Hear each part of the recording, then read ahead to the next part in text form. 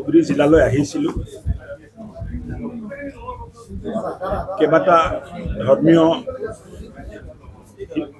স্থানতো মই গ'লোঁ, আশীৰ্বাদ ল'লোঁ। বৰ্ডাৰত এটা গাঁও আছে যিটো ফেন্সিঙৰ বাহিৰত আছে, তাতেও খবৰ ল'লোঁ। জ্যেষ্ঠ নাগৰিকসকলৰ লগতো কথা পতা গ'ল। আৰু জিলা বিজেপিয়ে খুব ধুনীয়া এটা মিটিং ৰাখিছিল, তাতো অংশগ্ৰহণ কৰিলোঁ। আজি ৰাতিপুৱা মেডিকেল কলেজত গ'লোঁ আৰু DC অফিচত প্ৰত্যেকটো বিভাগৰ আজি সমীক্ষা কৰা গ'ল। বহুতখিনি ইম্প্ৰুভ হৈছে বিভাগবোৰ, আৰু বিভাগবোৰ ইম্প্ৰুভ হোৱাৰ প্ৰয়োজন আছে। চৰকাৰী কৰ্মচাৰী ৰাইজমুখী হ'ব লাগিব, আৰু চৰকাৰে যিটো সংকল্প পত্ৰ দিছিলে, এই সংকল্প পত্ৰ মতে সুৰক্ষিত আৰু বিকশিত অসমৰ বাবে আমি সকলোৱে কাম কৰিব লাগিব। সুৰক্ষিত অসমৰ অৱধাৰণাত সুৰক্ষিত ধুবুৰীও আছে। ধুবুৰী যেতিয়ালৈ সুৰক্ষিত নহয়, অসমখনো সুৰক্ষিত নহয়, এই চিন্তা মই প্ৰকাশ কৰিছোঁ। সুৰক্ষিত বিকশিত অসমৰ বাবে সুৰক্ষিত বিকশিত ধুবুৰী, এই চিন্তাৰে বিভাগবোৰে কাম কৰিব লাগে। আৰু অহা দিনবোৰত আপোনালোকে চাব, বিভাগবোৰ এই চিন্তাৰে কাম কৰিব। ধুবুৰী জিলাত থকা মানুহখিনিকো মই ক'ব খুজিছোঁ, জলাশয় বনাঞ্চল বেদখল নকৰিব। যদি এইবিলাক বেদখল কৰে, তেতিয়াহ'লে বেদখল মুক্ত কৰাৰ কাৰণে আমি কাম কৰিব লাগিব। জিলাত বহুতখিনি প্ৰয়োজন আছে। অহা দিনবোৰত লাহে লাহে এই বাঞ্ছনীয় কামবোৰ আমি কৰি যাম। তেনেকৈ মই আঙুলিয়াই দিব খোজা নাই যে বিশেষকৈ ক'ত অসুবিধা পালোঁ। প্ৰত্যেকটো ডিপাৰ্টমেণ্টতে ইম্প্ৰুভমেণ্টৰ স্ক'প আছে। ক'ৰবাত 10% ইম্প্ৰুভমেণ্টৰ স্ক'প আছে, ক'ৰবাত 50% ইম্প্ৰুভমেণ্টৰ স্ক'প আছে। ইম্প্ৰুভমেণ্ট চবতে কৰা যায়। আজি মই কথাখিনি কৈছোঁ। 3 মাহ সময় লৈছে, 100 দিনৰ সময় লৈছে। 100 দিনৰ ভিতৰত এই মানুহখিনিয়ে নিজৰ কাম কৰিব। 100 দিন পিছত আকৌ সমীক্ষা আছে। জ্বলন্ত সমস্যাটো ইমান ডাঙৰ নদী আছে, গৰাখহনীয়া হৈ থাকিব। মানুহবিলাকে মানে নদীৰ কাষৰ মাটি যদি বেদখল কৰে, গৰাখহনীয়া হোৱাটো স্বাভাৱিক। মানুহে বুজিব লাগিব যে গৰাখহনীয়া কিয় হৈছে। মোৰ নম্বৰটো লৈ লওক আপোনালোকে, 9435048924 নম্বৰটো লৈ লওক। যি দুৰ্নীতি পায় আপোনালোকে মোৰ তাত পঠাই দিব। আৰু জিলাখনত মাজে সময়ে যি ধৰণৰ আইন শৃংখলাজনিত পৰিস্থিতিৰ সৃষ্টি হয়, মাজে সময়ে আইন শৃংখলা হাতত ল'লে চৰকাৰ কঠোৰ হাতৰে দমন কৰিব। এই হিমন্ত বিশ্ব শৰ্মাৰ চৰকাৰ হয়, আগে পিছে চাই থৈছে মানুহে।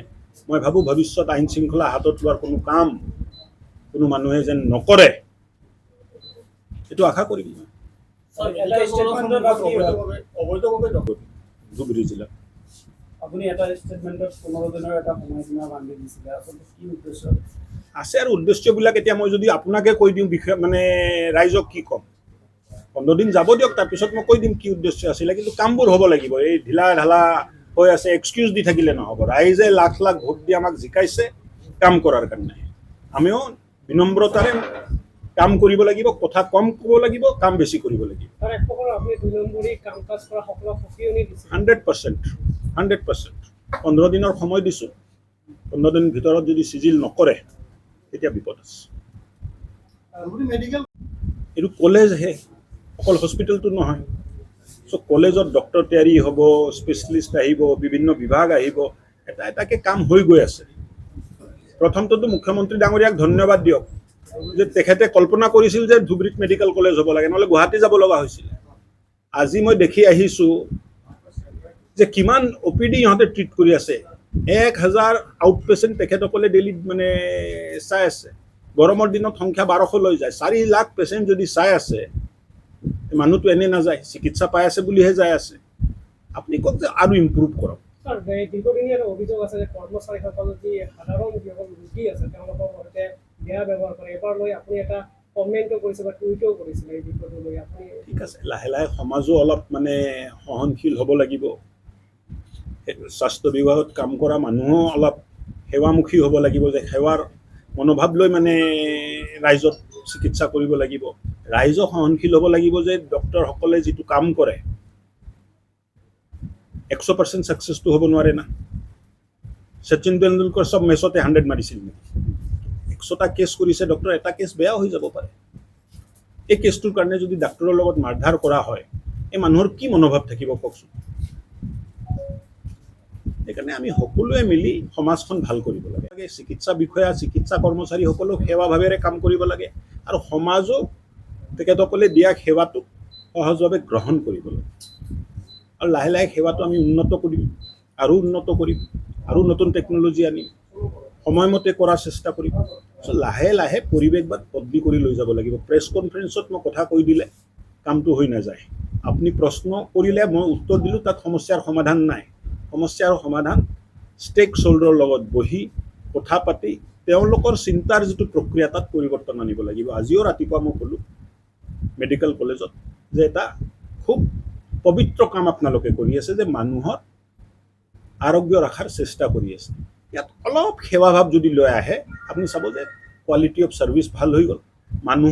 মানুহৰ তাত আপোনালোকৰ সন্মান বৃদ্ধি পালে আৰু চৰকাৰকো মানুহে ভাল পোৱা হ'ব।